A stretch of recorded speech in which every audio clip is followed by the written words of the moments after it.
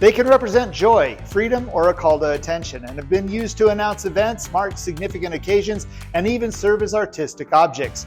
Today we're going to learn about bells, those simple yet powerful instruments that have been used for everything from worship and warning to celebration and communication. There are several bells either at Philmont or in Cimarron that have a story to tell as well. We'll learn all about the history of bells and these local bells in this edition of Artifact of the Week.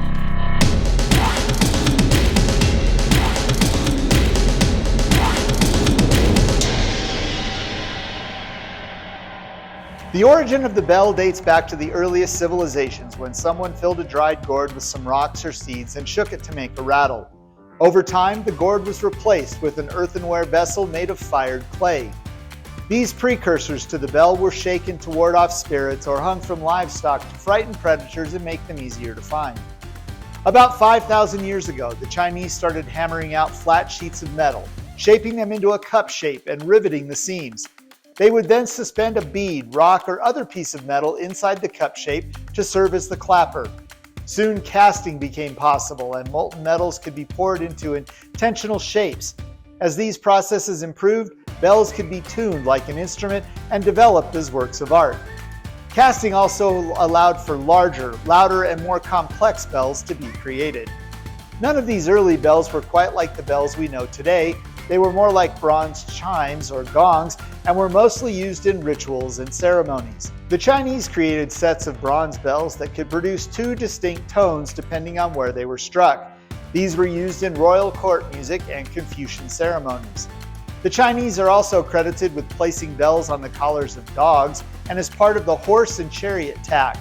The craftsmanship was incredibly advanced for its time, showing the cultural importance of bells in Chinese society. Over time, the knowledge of bell making spread around the world, with bells appearing in India and Mesopotamia. At this time, bells were deeply connected to spirituality. It was believed that the sound of these bells marked sacred spaces, would ward off evil spirits, or could attract divine attention. It is certain that the ancient Assyrians made use of bells. They are seen in the headstalls of horses in their monuments and are believed to be used to announce the arrival of the animals. Bells are also found in Egyptian sarcophagi. The bells found in Egyptian pyramids are bronze, and some of them resemble the bells of the Assyrians. Imitations of bells are also found in some ancient Egyptian necklaces made of gold and silver, and also carved of precious stones as pendants to gold necklaces. It is believed the Egyptians hung bells on the necks of horses, oxen, and sheep, also that small bells were sometimes hung at their doors, and they were used in the house to awaken the family in the morning. In the Bible, the book of Exodus tells us the robe of the high priest was adorned with bells. Make pomegranates of blue, purple, and scarlet yarn around the hem of the robe, with gold bells between them. The gold bells and the pomegranates are to alternate around the hem of the robe. Aaron must wear it when he ministers. The sound of the bells will be heard when he enters the holy place before the Lord and when he comes out, so that he will not die. In ancient Greece, bells were used by the military in several ways. Greek foot soldiers carried bells attached to their shields or hidden in the hollow interiors of their shields, and the headgear of the Greek war horses were adorned with bells, with both having the purpose of terrifying their enemies and spurring the warriors into battle. Bells have been found inside of tombs and were probably buried with the dead because of their supposed power to protect the body and spirit from other evil spirits. When Alexander the Great died, the carriage that carried his body and the tomb where he was buried had bells adorning them for the same reason. In Sparta, when a king died, women went through the streets striking a bell as a signal that from each household a man and a woman should begin mourning. The modern-day tradition of giving the winner of a race or game of skill a silver cup is directly related to the ancient Greek tradition of giving the winner a silver bell. The silver cup is simply a bell turned upside down and used as a drinking vessel. The Greeks also hung bells around the necks of criminals so that no innocent person would be defiled by touching them.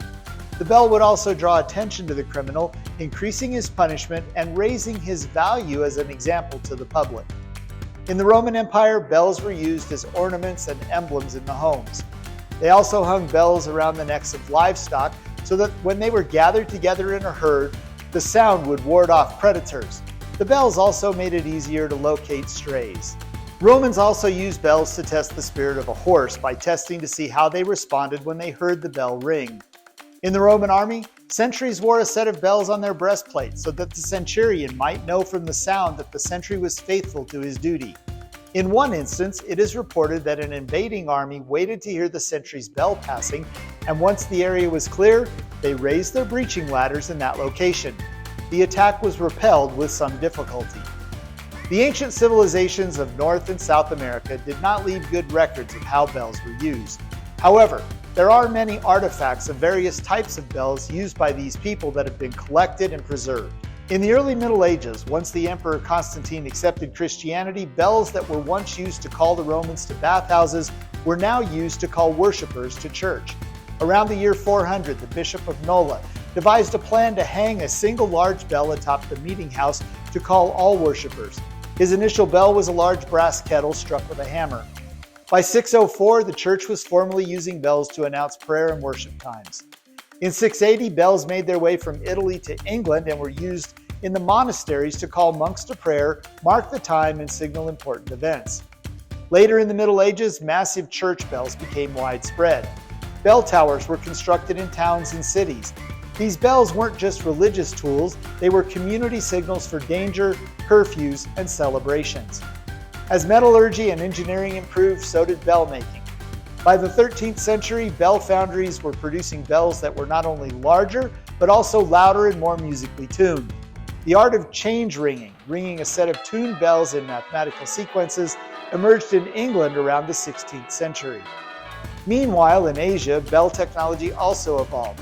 Giant bells like Korea's Emil bell or Japan's temple bells serve both spiritual and ceremonial functions. By the 17th and 18th centuries, bells had moved beyond churches. They were in schools, town halls, factories, and homes. Ship bells were used to mark the passage of time and to announce the arrival of senior officers and dignitaries. Other ship-related uses of bells were at midnight on New Year's Eve. 16 bells would be struck, 8 bells for the old year and 8 bells for the new. Also, when a sailor has died, they can be honored with the sounding of 8 bells, meaning the end of a watch. In the islands of the South Pacific, bells are traditionally made of wood, such as a hollowed-out tree, and are struck with an exterior mallet in different locations depending on the sounds the ringer wants to produce.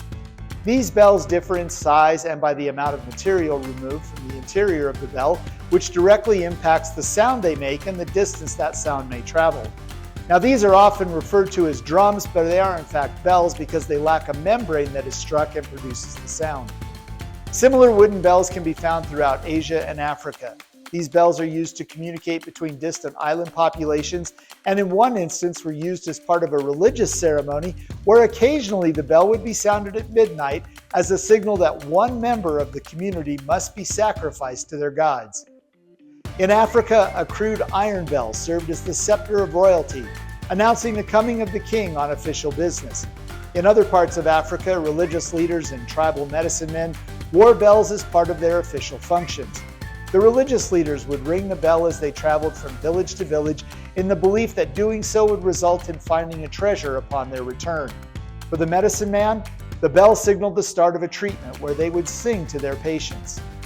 The Industrial Revolution changed everything, including bells. With mass production, bells became more accessible and diverse in use, from factory timekeeping to railway signals. In the 20th century, the electric bell came into being. No longer were you relying on large castings and manual ringing. Bells could now chime automatically using electricity, like school bells or door chimes. In the collection of the National Scouting Museum, we have 3 decorative-style bells that were given to the National Council. One of these is the Korean-style bell modeled after one of Korea's national treasures called the Sacred Bell of Great King Seongdo. The Sacred Bell is the largest bell in Korea, measuring 12 feet in height, 7.5 feet in diameter at the rim, and 4 to 10 inches in thickness of the wall, and it weighs about 18.9 tons. The bell was eventually completed in 771. It has a hollow tube on top that is designed to control the tone, a very unique feature to Korean bronze bells, and a hook carved in the shape of a dragon's head next to the tube that was used for hanging the bell. The bell is carved with a number of splendid patterns that represent the zenith of Silla art. There are 2 wide bands featuring flower patterns in relief around the bell's mouth, and the shoulder, and below the shoulder bands, there are 4 square blocks, each containing 9 embossed designs in the shape of lotus flowers. 2 pairs of celestial maidens are cast in relief below the square blocks, and 2 striking points are raised in the shape of a lotus flower. The bell's mouth has several rhombic edges, showing a unique style. The bell also contains 2 inscriptions concerning its production, consisting of about 1,000 Chinese characters. They attest to the brilliant writing and carving style of this period.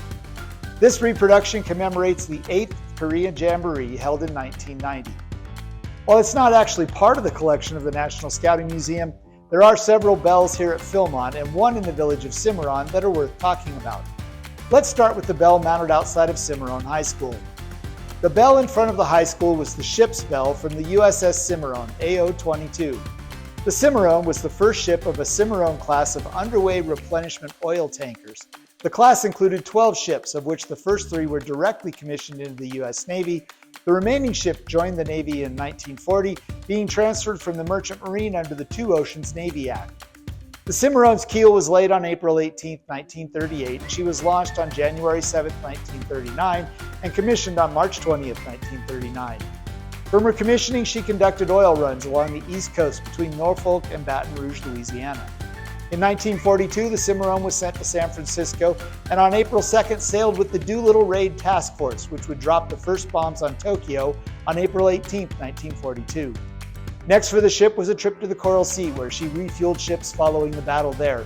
After this action, the Cimarron accompanied the fleet north for refueling duty during the Battle of Midway.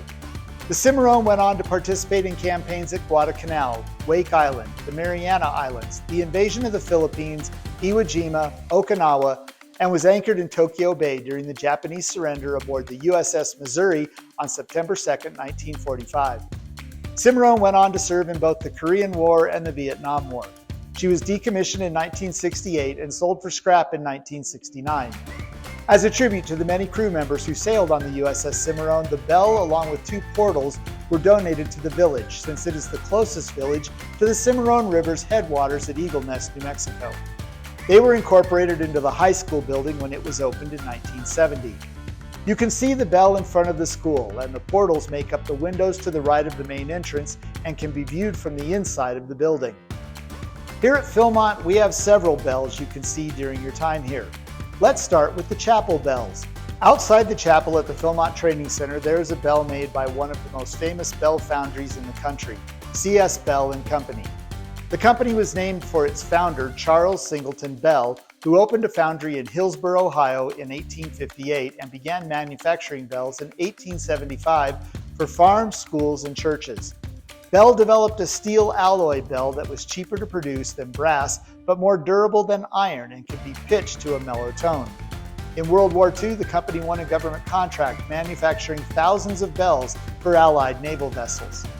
The plaque on the bell's pedestal notes that it was presented to Philmont in 1967 by the Lutheran Committee on Scouting, Indian Head Council, St. Paul, Minnesota.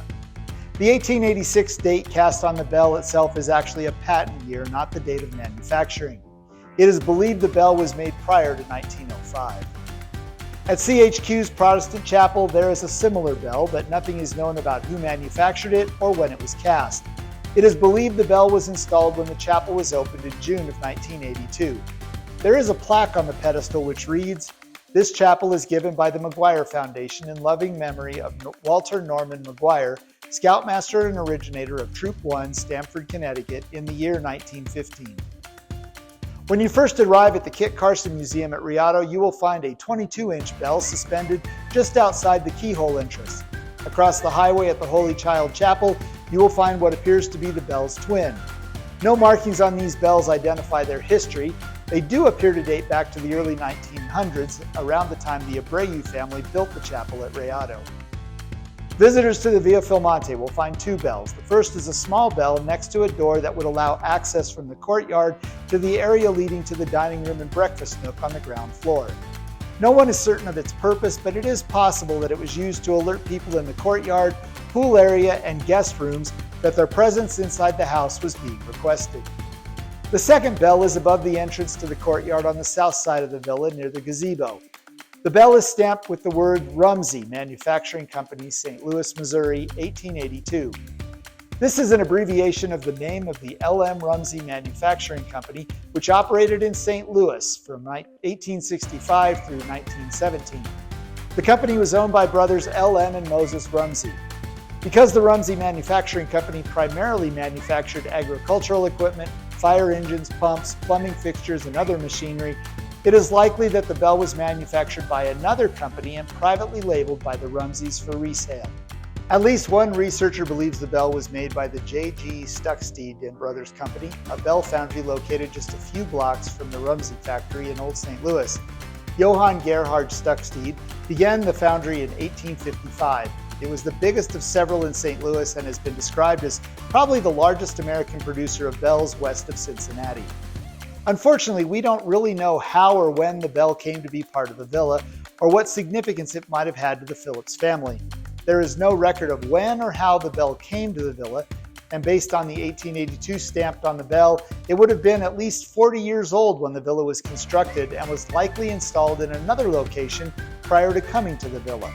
Rumsey bells from the 1880s to 1890s period are still found throughout the West.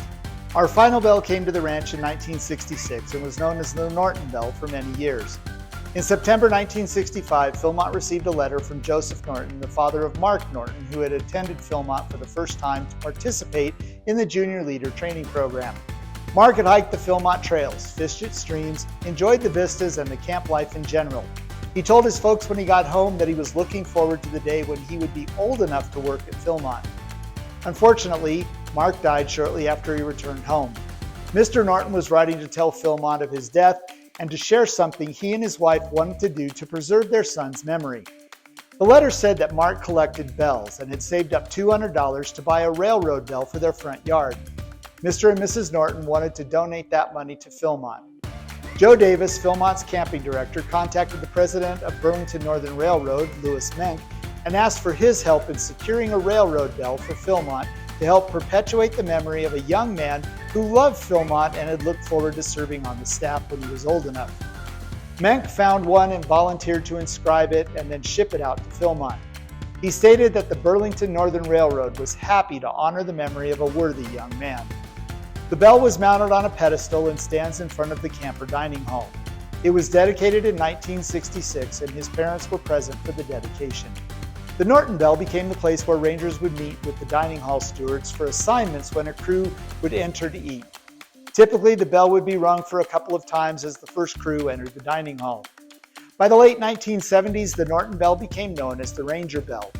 Sometime in the late 1980s or early 1990s, rangers started to gather around the bell and go through what is now a familiar ritual. 4 rangers stand atop the bell's stone pedestal and put their arms around each other to hold themselves aloft and secure. Then one of the rangers will begin loudly to tell a story.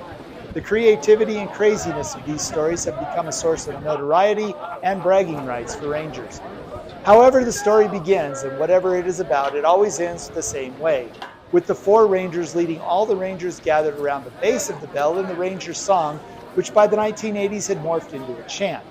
When the chant is complete, the 4 rangers then let go of each other and fall backwards in a trust fall into the arms of their fellow rangers. From there I had just finished my last final, and I was driving from California to Philmont with my dad, who's actually right here.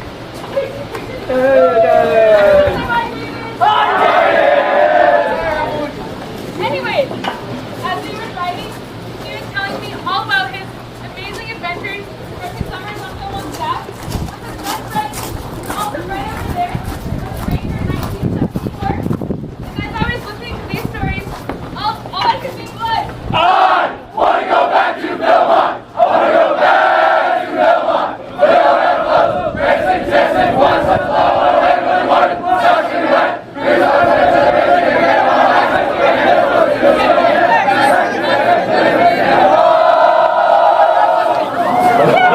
At lunch and dinner, someone then vigorously rings the bell. At breakfast, out of respect for those who are still sleeping at 6:30 in the morning, rangers standing nearby might throw small pebbles at the bell.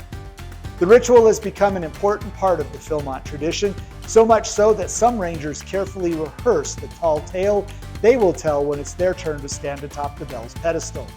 This ritual is done before lunch and dinner. and every ranger is given the opportunity to participate. Today, physical bells are still with us, but in many ways they've gone digital. The ringing of your phone or a timer is just a modern echo of an ancient tradition. The bell's journey from ancient bronze chime to digital tones tells us a lot about human history. We've used bells to worship, to warn, to celebrate, to connect, and to open the camp or dining hall. Their sound has marked the rhythm of our days for thousands of years. Well, that's all the time we have for this week. Join us next time as we continue to learn more about the history of Scouting America through the collection of the National Scouting Museum and Artifact of the Week.